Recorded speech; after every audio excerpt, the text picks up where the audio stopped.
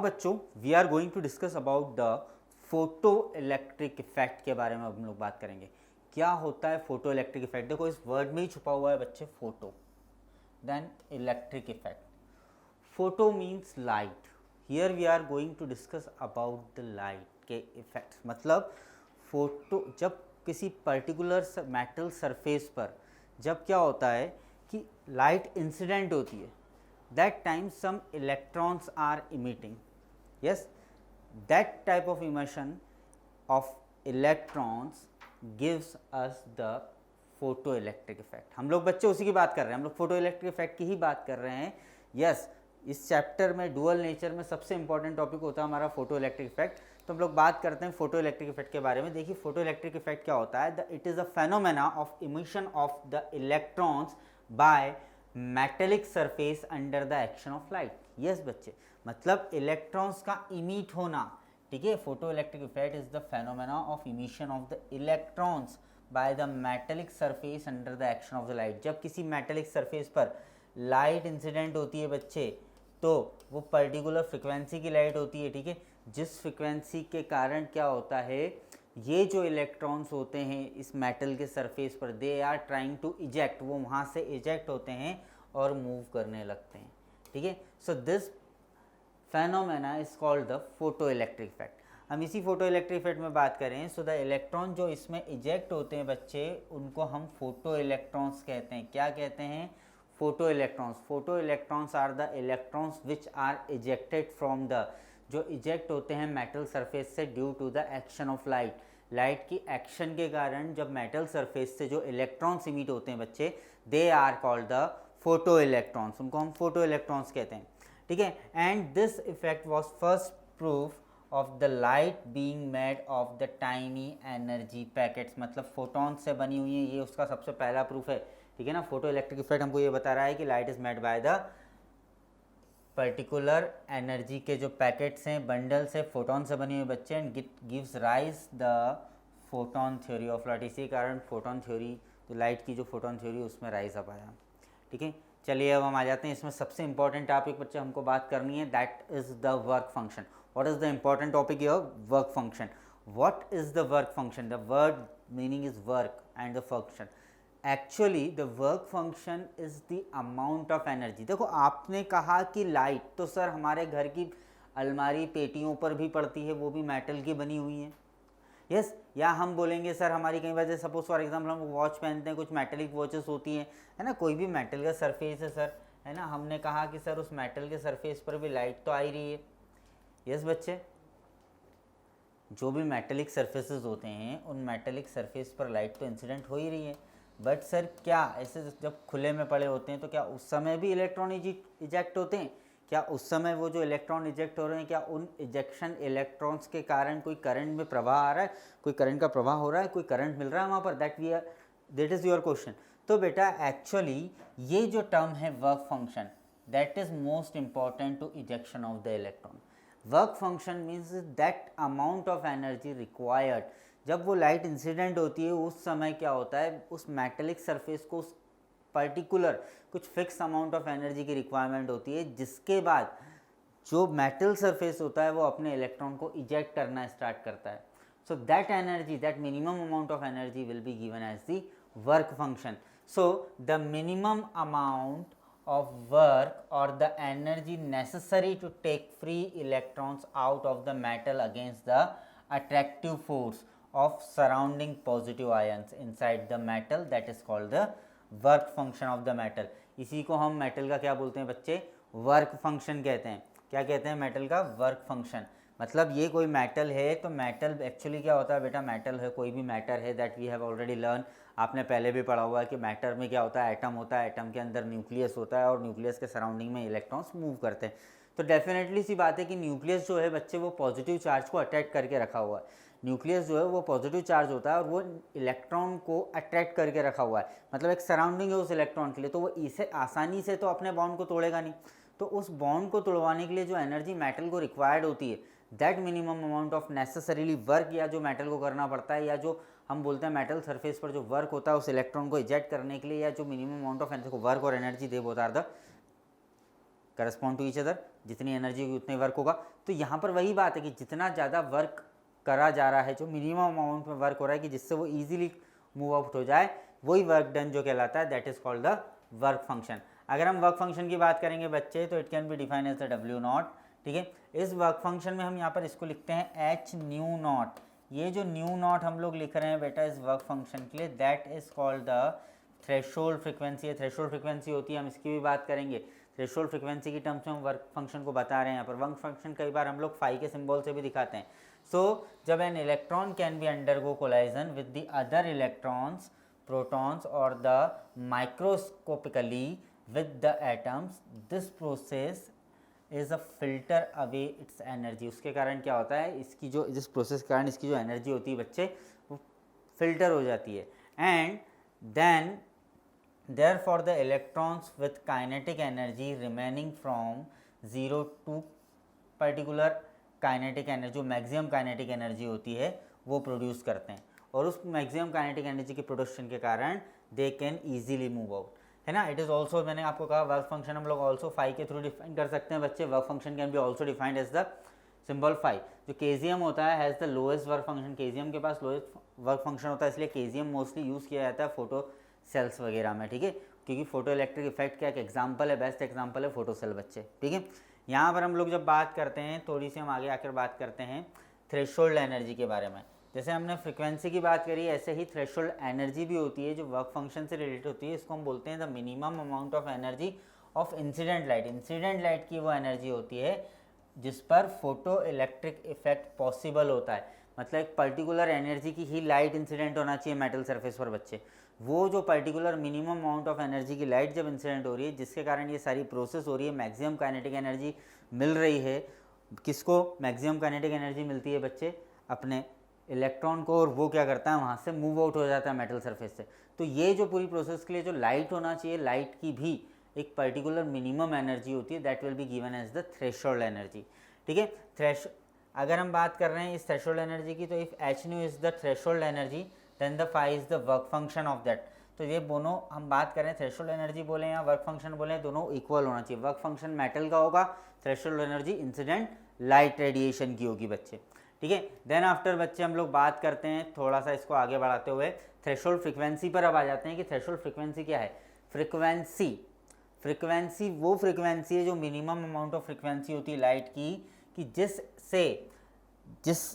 जो मेटल पर जब इंसिडेंट हो रही है बच्चे, पर्टिकुलर मेटल पर जब लाइट अपनी पर्टिकुलर फ्रिक्वेंसी के साथ इंसिडेंट हो रही है, तो वो जो फ्रिक्वेंसी है न्यू नॉट, वो जो फ्रिक्वेंसी है बच्चे वो इतनी होना चाहिए कि वो फोटो इलेक्ट्रिक इफेक्ट को पॉसिबल करे, मतलब कि मेटल सरफेस से इलेक्ट्रॉन इजेक्ट हो सकें।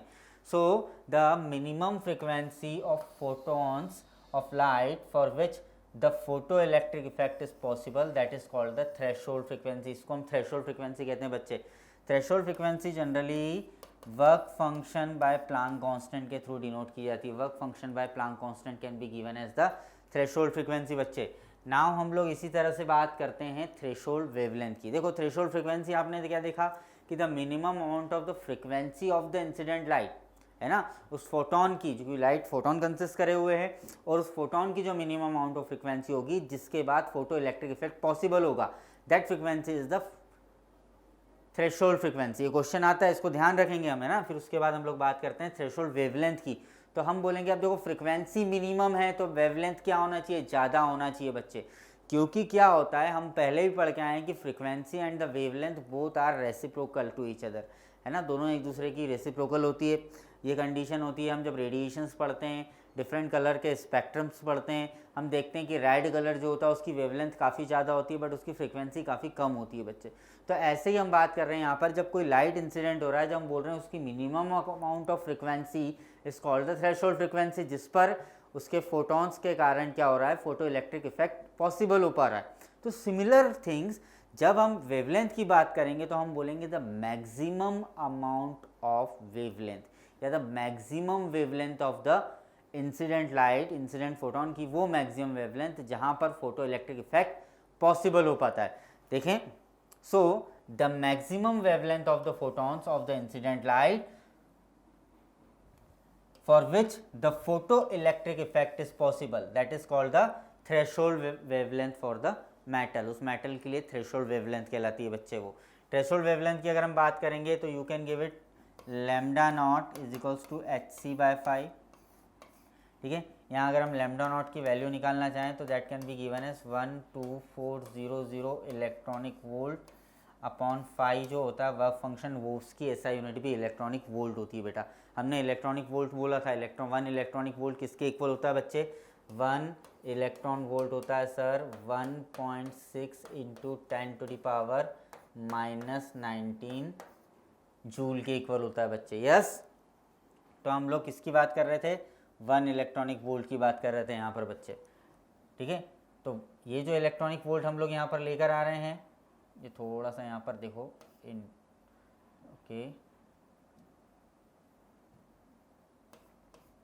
इंटू 10⁻⁻19 जूल के इक्वल 1 इलेक्ट्रॉनिक वोल्ट होता है। ये बात हम लोग पहले ही कर चुके हैं। सो यहाँ पर हम अगर थ्रेशोल्ड फ्रिक्वेंसी की बात करेंगे तो that can be given as the threshold wavelength की जब बात करेंगे that is 12,400 electronic volt upon 5, मतलब work function is also in the electronic volt में होना चाहिए बच्चे।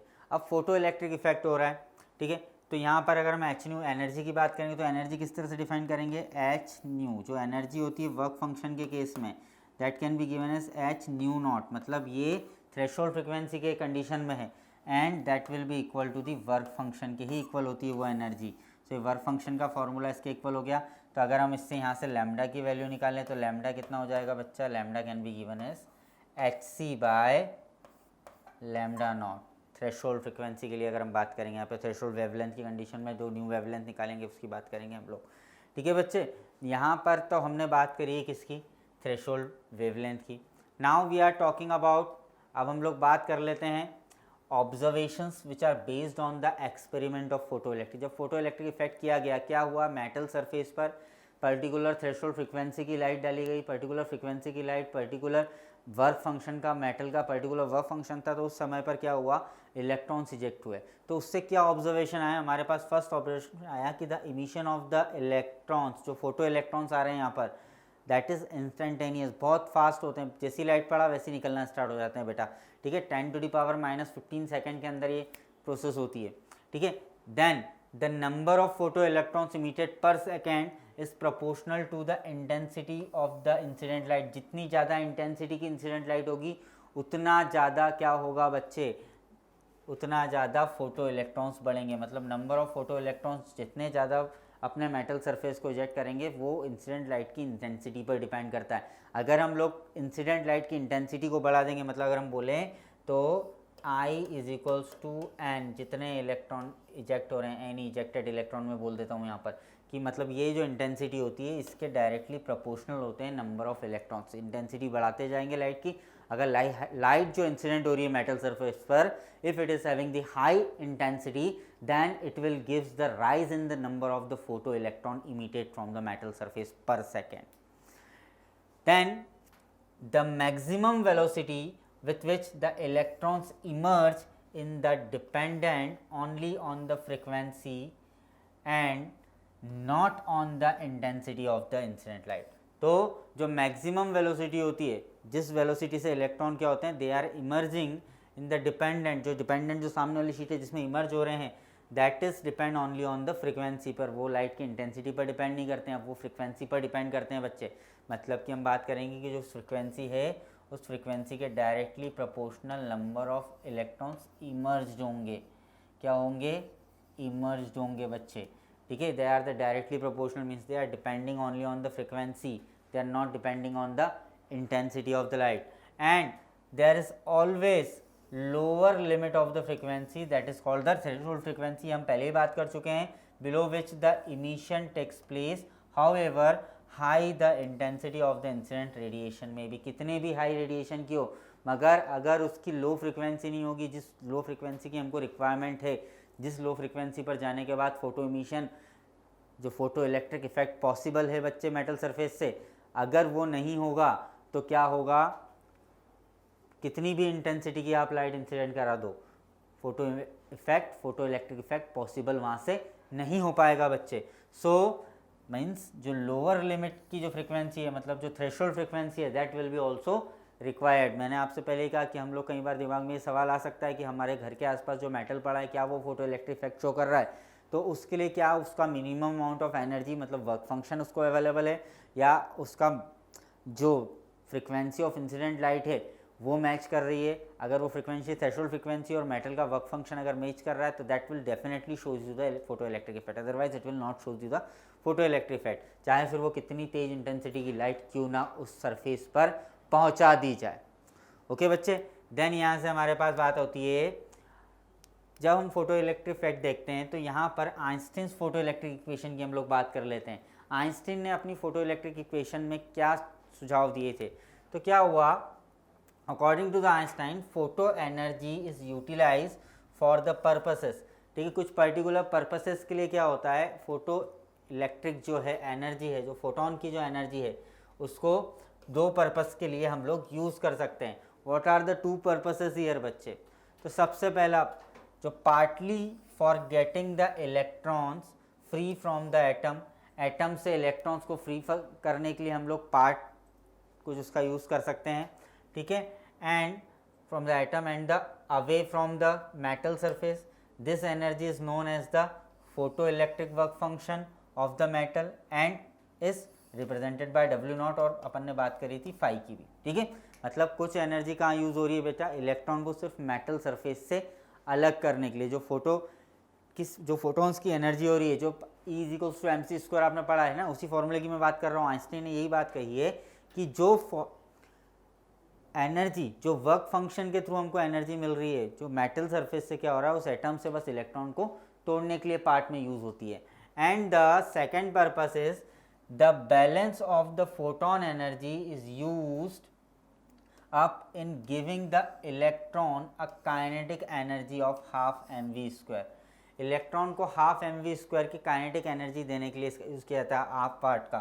So you can see that that is the maximum kinetic energy versus frequency graph, incident frequency, जैसे से एक पर्टिकुलर थ्रेशोल्ड फ्रीक्वेंसी के बाद एनर्जी तो फ्रीक्वेंसी बढ़ती चली जाएगी तो काइनेटिक एनर्जी भी बढ़ती चली जाएगी। तो this energy can be given as E=h/nu and that will be the work function plus k maximum, maximum kinetic energy के लिए हम लोग इसको यूज करते हैं। Means the balance of the photon energy is used up in giving the electron a kinetic energy of half mv², मतलब particular velocity की kinetic energy देने के लिए इसका यूज किया जाता है बच्चे, ठीक है। And in the case of the photon energy is just sufficient to liberate the electron only, the kinetic energy of the electron is 0। क्या बात होगी कि जो अगर फोटॉन्स की जो एनर्जी है that is just sufficient to liberate the electron only, मतलब इलेक्ट्रॉन को वहाँ से सिर्फ हटाने के लिए काम आती है बच्चे, इलेक्ट्रॉन को वहाँ से लिबरल करना, उनको फ्री करने के लिए काम आती है, ठीक है। एंड द काइनेटिक एनर्जी उस समय पर इलेक्ट्रॉन की क्या होती है बेटा, 0 होती है।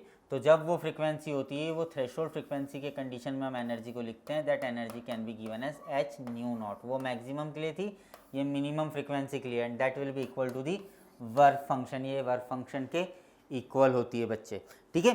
देन वेयर जो आपने को बात लिखी हुई यहाँ पे, where the V0 is the threshold frequency and W0 is the work function, if the frequency of the incident light is less than work function no photo electric emission will be takes place. सीधी सी बात है, जैसे ही work function से कम, work function से थोड़ी सी कम अगर हम बात करें, थोड़ा भी मिनिमम अमाउंट ये है ना फ्रीक्वेंसी है, अब इस फ्रीक्वेंसी या मिनिमम अमाउंट ऑफ एनर्जी से जैसे ही कम अगर हमको एनर्जी का लाइट इंसिडेंट होगा तो photo electric emission will B not possible, वो पॉसिबल नहीं होगा बच्चे।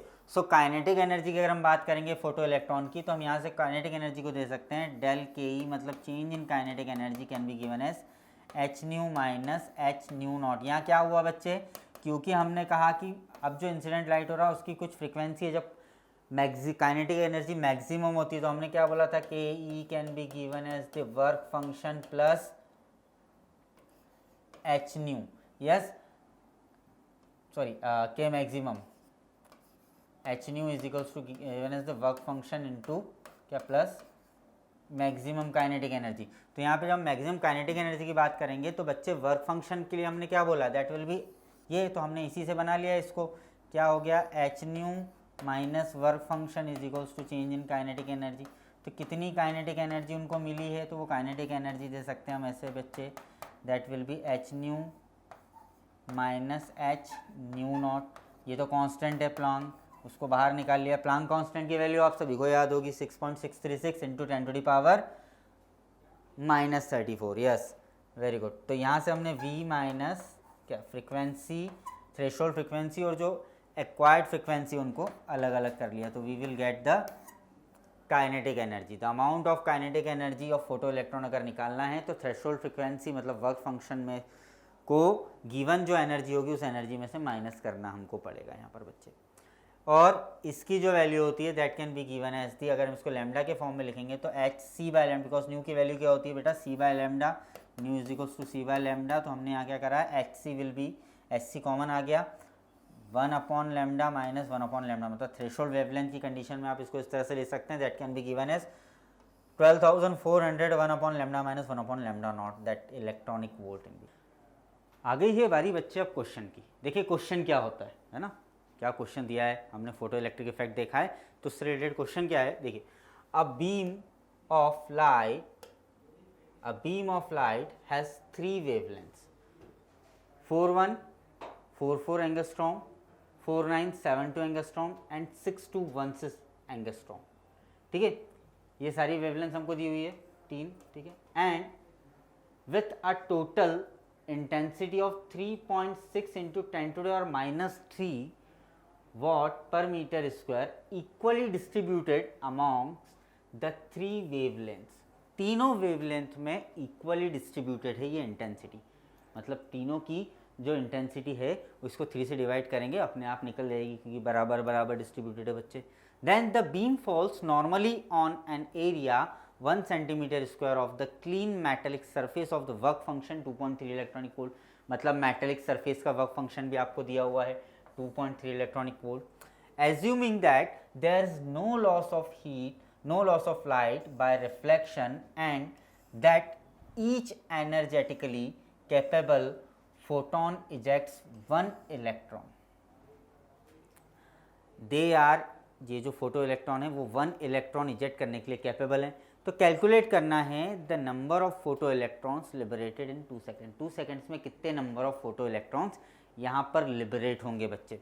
तो सबसे पहली बात तो हम लोगों को वेवलेंथ दी हुई है बच्चे, दिस तीनों वेवलेंथ दी हुई है, मतलब ये अपन बोलें थ्रेशोल्ड वेवलेंथ की अगर हम बात करें तो we are having the threshold wavelength, हमको थ्रेशोल्ड वेवलेंथ यहाँ पर दी हुई है, ठीक है।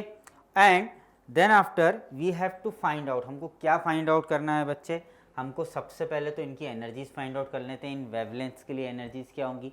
तो हम सबसे पहली एनर्जी को लिखते हैं E1, हमने लिखा एनर्जी को हम पहली वाली को E1 ले लेते हैं। अब E1 एनर्जी कितनी होगी बेटा 12,400, यस 12,400 को अगर हम सही साइड बोलें तो that will be equal to 12,375 electronic volt. तो इसको हम लोग लिख लेते हैं 12,375 electronic volt divided by 4,144 angstrom है, ठीक है बच्चे। तो यहाँ से जब हम इसको इलेक्ट्रॉनिक वोल्ट में इसकी वैल्यू लेकर आते हैं तो जब हम इसको डिवाइड करेंगे we will get 2.99 electronic volt. आप इसको डिवाइड करें तो क्या वैल्यू आ रही है हमारे पास 2.99 इलेक्ट्रॉनिक वोल्ट आ रही है। ऐसे अपन E2 की वैल्यू निकालते हैं, E2 मतलब सेकेंड वेवलेंथ की एनर्जी निकाली जाती है। जब हम सेकेंड वेवलेंथ की एनर्जी निकालते हैं बच्चे तो उसमें भी ये रखते हैं 12375 अपॉन 4972, तो इसकी इलेक्ट्रॉनिक वोल्ट में हम लोग एनर्जी निकालते हैं तो E2 की इलेक्ट्रॉनिक वोल्ट में एनर्जी आती है 2.49 इलेक्ट्रॉनिक वोल्ट हो जाती है बच्चे वो, जब हम इसको सॉल्व करते हैं तो। देन आफ्टर हम लोग E3 की निकालते हैं तो E3 की जो एनर्जी होगी वो कितनी होगी 12375।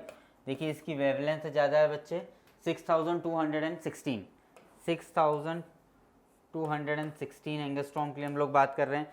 सो we are getting here 1.99 electronic volt approx. ये हमारे पास तीनों की एनर्जीज आ गई हैं, ओके। अब जरा जाके देखो वर्क फंक्शन वाले पे, वर्क फंक्शन कितना दिया हुआ बच्चे 2.3 इलेक्ट्रॉनिक वोल्ट, मतलब ये मिनिमम एनर्जी है। इस एनर्जी की वेव, इस एनर्जी की वेव और इस ये जो तीनों वेवलेंथ अपने को दी हुई है इनकी एनर्जीज हमने निकाली है। तो हमारे पास पहली वाली आ रही है 2.99, दूसरी वाली आ रही है 2.49 और तीसरी वाली आ रही है 1.99। मतलब हमको तो 2.3 से ऊपर मांगता है, 2.3 से नीचे में इसको काम नहीं बनता वर्क फंक्शन। मतलब कि हम बोलेंगे कि इलेक्ट्रॉन जो है इजेक्ट कौन कौन सी कर पाएंगी, E1 और E2। मतलब ये जो पहली वाली वेवलेंथ है λ1 और ये जो λ2 है बच्चे, ये दोनों ही एनर्जी इमिट कर पाएंगी। यस, तो हमारे पास एक चीज़ तो क्लियर हो गया कि हमको इन दोनों के लिए आगे काम करना है। अब हम लोग आ जाते हैं बच्चे, यहाँ तक तो हमने क्या बात करी है, हमने निकाला है क्या, इन तीनों E1, E2, E3 की एनर्जीज निकाली है बच्चे, जो आई है E1 is equals to 2.99 electronic volt, ठीक है, E2 is equals to 2.49 electronic volt और E3 is equals to 1.99 electronic volt. और जो वर्क फंक्शन दिया है अपने को, वो वर्क फंक्शन अपने को दिया हुआ है phi is equals to 2.3 electronic volt दिया हुआ है। चलिए आगे चलते हैं बच्चे। अब हमको काम क्या करना है, हमको the beam falls normally on the area of 1.3 centimetre. तो हमको सबसे पहले तो इसकी इंटेंसिटी की बात करनी पड़ेगी बच्चे। तो हम लोग इंटेंसिटी की बात कर लेते हैं। देखो तो इंटेंसिटी क्या होगी, इन तीनों की सबसे पहले तो इंटेंसिटी निकाल लेते हैं। इन तीनों की इंटेंसिटी तीनों की निकालने के लिए हमारे पास जो इंटेंसिटी दी हुई है क्वेश्चन में 3.6 इंटू 10⁻³ इसको 3 से डिवाइड कर दो, तो intensity will be 3.6 into 10⁻³ upon 3। तो हमारे पास कितनी हो जाएगी बच्चे, दैट विल बी 1.2 इंटू 10⁻³ वाट पर मीटर स्क्वायर। ये तो हमारे पास इंटेंसिटीज आ गई। ओके, इतनी इंटेंसिटी आ गई, तीनों की एक एक की इंटेंसिटी इतनी आ गई है। तो बच्चे अब हम सीधे से बात कर लेते हैं पावर के लिए, क्योंकि हमको यहाँ पर मेटल सरफेस पर पावर निकालना पड़ेगा, क्योंकि पावर निकाल के तो हम नंबर ऑफ इलेक्ट्रॉन्स निकाल पाएंगे। यस, जैसा आपको पिछले क्वेश्चन में बताया था, आपको अगर याद हो तो जो हमने नंबर ऑफ फोटॉन्स इमिटेड होते हैं कितने बाहर निकलते, तो ऐसी नंबर ऑफ इलेक्ट्रॉन के लिए भी हम वही कॉन्सेप्ट यूज़ करेंगे। तो सबसे पहले हम लोग पावर निकाल लेते हैं बच्चे। पावर बोलता है I am the intensity into area. क्या होता है ये, इंटेंसिटी इनटू एरिया होता है। अब आपके पास इंटेंसिटी तीनों की है, ठीक है, इंटेंसिटी तीनों की है और एरिया आपको दिया हुआ है। तो एरिया क्या दिया हुआ है बच्चा, हमको जाते हैं क्वेश्चन पे। क्वेश्चन हमको दे रहा है कि the area of 1 centimetre square, area कितना मिल रहा है बेटा, 1 सेंटीमीटर स्क्वायर मिल रहा है। तो सबसे पहले तो हम इस टोटल इंटेंसिटी हमको दी हुई है, कितनी दी हुई है, टोटल इंटेंसिटी। इसमें किसी एक की भी इंटेंसिटी के लिए हम बात करेंगे, जब पहला वाला आएगा तो उसकी इंटेंसिटी के लिए बात कर लेते हैं। तो एरिया तो अपने पास हो गया कितना, 1 इंटू 10⁻⁻⁴ मीटर स्क्वायर हो गया बच्चे ये तो, because it is 1 centimetre square. ये 1 सेंटीमीटर स्क्वायर दिया हुआ है हमको, तो हम इसको किस में कन्वर्ट कर रहे हैं बच्चे, मीटर में। नाउ अब हम लोग आ जाते हैं, हमारे पास पावर आ गया है। अब हम पावर निकाल लेते हैं। सबसे पहले टोटल पावर इस इंटेंसिटी के लिए कितना हो जाएगा बच्चे, that is I 1.2 into 10⁻⁻³ intensity है और 10⁻⁻⁴, मतलब हमारे पास पावर P की वैल्यू आ गई है 1.2 इंटू 10⁻⁻⁷। इतना हमारे पास पावर आ गया है जूल पर सेकेंड में। जूल पर सेकेंड में हमारे पास बच्चे अब क्या आ गया है, पावर आ गया है। अब हमको यहाँ से क्या करना है, नंबर ऑफ फोटोन निकालने। तो हमारे पास एनर्जीज दी हुई है, थोड़ा सा देखें हम लोग एनर्जी को बच्चे। तो E1 के लिए एनर्जी दी हुई है, E2 के लिए एनर्जी दी हुई है और टोटल पावर दिया हुआ है हमारे पास, पावर भी एनर्जी में है। तो सबसे पहले हम लोग निकालते हैं नंबर ऑफ फोटोन या फोटो इलेक्ट्रॉन्स इजेक्टेड पर सेकेंड, है ना बच्चे। देखो पर सेकेंड कितने फोटो इलेक्ट्रॉन्स इजेक्ट होंगे, ठीक है।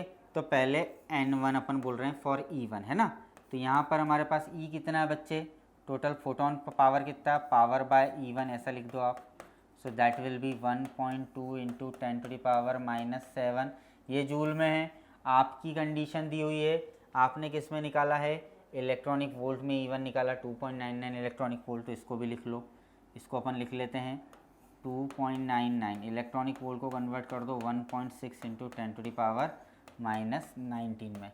बच्चे यहाँ से आप लोग क्या करेंगे, इसको सॉल्व करेंगे।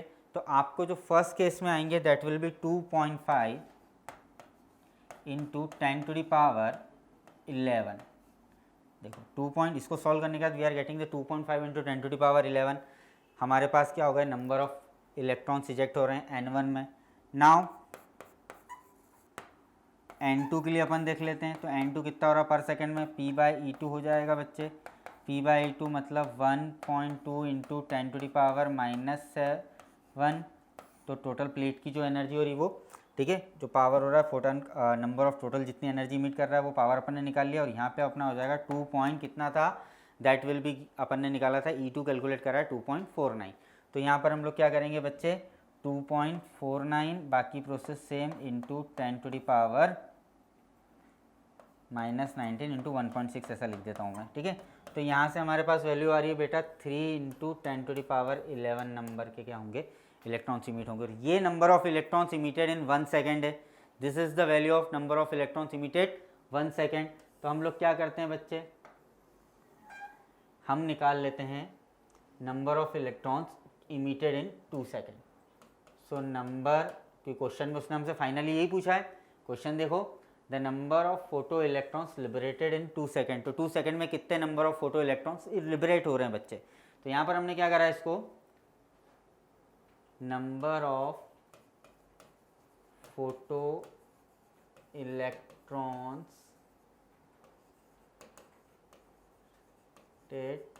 इन 2 सेकेंड। तो कुछ नहीं करना है बेटा, टोटल n निकालना है। तो n is equals to 2 into 2 second का n1 plus n2, because n1 plus n2, क्योंकि इलेक्ट्रॉन्स सिर्फ वर्क फंक्शन के कारण, बिकॉज 3 अपन ने पहले ही बात कर ली कि 2.3 वर्क फंक्शन है इलेक्ट्रॉनिक वोल्ट, तो तीसरा वाला तो कर नहीं पाएगा, इसलिए दोनों ही कर पाएंगे। तो इससे जितने निकल रहे हैं वो हमको निकालना है बच्चे, तो हम लोग क्या कर रहे हैं, उन्हीं को निकाल रहे हैं, ठीक है, जो E1 और E2 एनर्जी के लिए, मतलब पहली और second, first and second wavelength के लिए।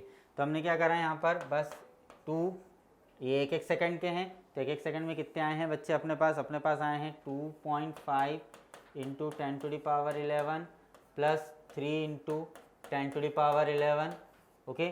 सो दैट विल बी 2 इंटू, यहाँ 10 टू द पावर 11 को मैंने कॉमन ले लिया, 5.5, that will be 11 into 10 to the power 11। इसको हम लिख सकते हैं, जो हमारे पास total number of electrons emit हो रहा है, that will be 1.1 into 10 to the power 12। मतलब इस क्वेश्चन में टोटल नंबर ऑफ इलेक्ट्रॉन अपने कितने इजेक्ट हो रहे हैं, 2 सेकंड में लिबरेट हो रहे हैं 1.1 इंटू 10 टू द पावर 12।